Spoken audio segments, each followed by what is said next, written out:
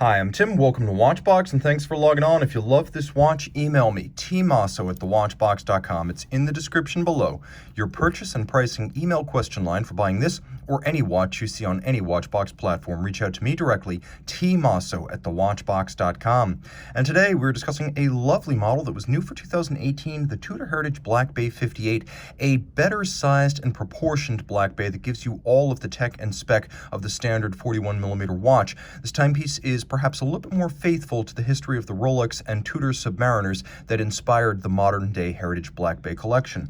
So the watch is 39 millimeters in diameter, and as my calipers measure it, 12 millimeters thick, 47.9 millimeters lug-to-lug with a 20 millimeter spacing between the lugs. We'll throw it on my wrist, which is 16 centimeters in circumference, to get a sense of how it fits.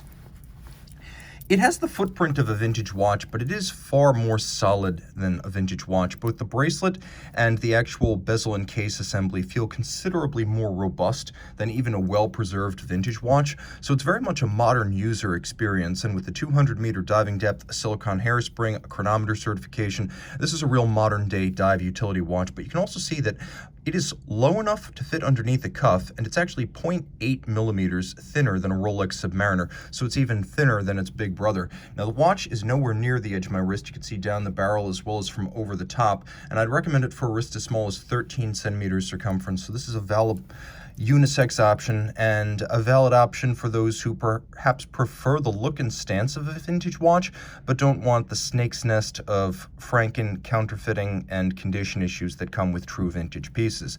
Now, taking a look at some of the details, the hardware as it were, we have a lovely Rivet style bracelet, a 20 millimeter end links. So if this were historic, the timepiece, of course, would have shared a bracelet with its Rolex kin, as Rolex and Tudor shared bracelets, clasps, and cases right up through the late 80s. So since the time period to which we're paying homage here is roughly the late 1950s, watches like the 7922 and 7924 Tudor Submariner, this would have in fact been a Rolex Rivet bracelet. Now that's a skeuomorph, of course. It's designed to look like something it isn't. It's held together by conventional recessed bars, and then the removable links are fixed in place by screws, but it is a wonderful nostalgic look. The clasp is considerably more solid than the single-fold Rolex clasps of decades past.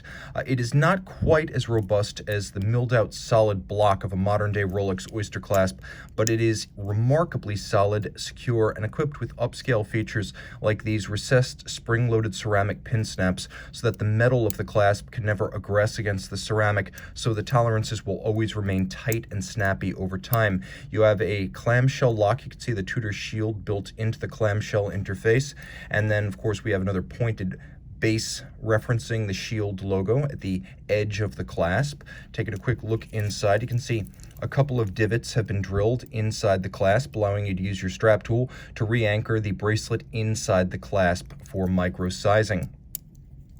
And you can see the timepiece includes a relatively simple case, but a nod to nostalgia in the form of two machined bevels. The bevels are long gone from Rolex cases, gone for many years since the introduction of the Super case, but here we have them as a nod to nostalgia. And of course, the watch features a nice contrast between a sheer polished side and a satin finished lug hood. Rolling over to the bezel itself, you can see it features micro knurling on its side, and this is a true vintage evocative piece. So you have the pre-1968 Tudor rose logo on the crown, and then it is a no-guard crown profile. You can see that these in-house Tudor Black Bays feature an odd combination of the modern-day Tudor shield on the dial and then the Tudor rose logo on the crown, and that sets them apart from some of the earlier ETA-powered models.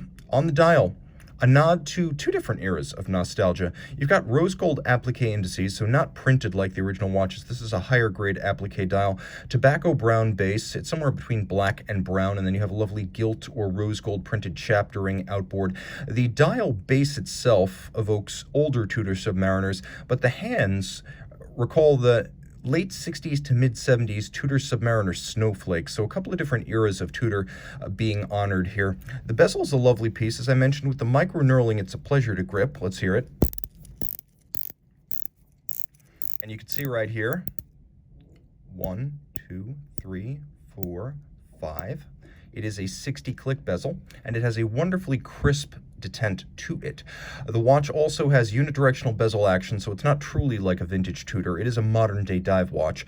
You can see that the watch also includes a hacking or stop seconds function, and one of my favorite details here is that if you look carefully at the indices and the numerals and the calibrations, not only do we have that lovely vintage nostalgic red triangle on the bezel at the index, but we also have a wonderful shading of the numerals and the indices. This is an aluminum insert, and there's a little bit of an off-white shading, almost bronze, that matches the rose gold plated components of the dial and the gilt style printing almost perfectly. Inside the case, caliber MT 5402, it is specially built for this model. It's smaller in diameter than the standard MT 5600 used on a standard Black Bay. Those are 31.8 millimeters in diameter and 6.5 millimeters thick. This is 4.99 millimeters thick and 26 millimeters in diameter. But you still get the 70-hour power reserve, the automatic winding, the stop seconds function. It pivots on 27 joules, still has the silicone anti-magnetic hairspring, shock resistance courtesy of a free-sprung balance and a full balance bridge. And they are both, of course, certified COSC chronometers that beat away at 28,800 vibrations per hour. So technically speaking, you're getting a watch that is the equal of the bigger Black Bay, but it has something you rarely see on any Tudor or Rolex product, and that is a true bespoke movement sized precisely for the case and the model in which it is employed. Reach out to Team Mosso at thewatchbox.com for purchase and pricing details. And we're back with the Black Bay 58 in the dark.